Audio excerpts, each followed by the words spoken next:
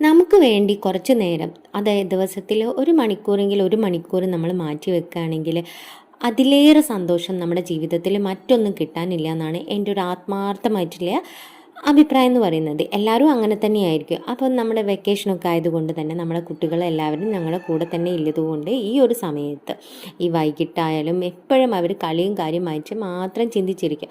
അപ്പോൾ അവരെയും കൂടി കൂട്ടിയിട്ട് നമ്മുടെ ഈ ഒരു സൈഡിലുള്ള ഭാഗത്ത് കുറച്ച് ചപ്പും ചവറും ഒക്കെ എന്ന് നിറഞ്ഞു കിടക്കുകയായിരുന്നു. അപ്പോൾ ആ ഒരു ഭാഗത്തേക്ക് നമ്മുടെ ചെടികളൊക്കെ ഒന്ന് മാറ്റി വെക്കാമെന്ന് വിചാരിച്ചു.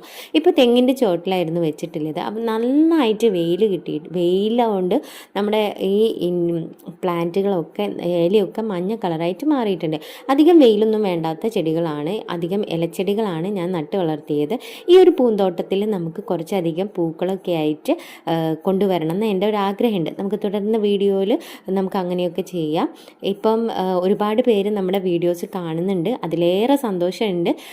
നിങ്ങൾ വീഡിയോ ഇഷ്ടപ്പെട്ടിട്ട് സബ്സ്ക്രൈബ് ചെയ്യുന്നതും അപ്പം പുതുതായിട്ട് വന്ന സബ്സ്ക്രൈബേഴ്സിനോടും പഴയ സബ്സ്ക്രൈബേഴ്സിനോടും ഒക്കെ ഞാൻ നന്ദി പറയുകയാണ് ഈ ഒരു അവസരത്തിൽ. തുടർന്നും നമ്മുടെ വീഡിയോസൊക്കെ കാണാം.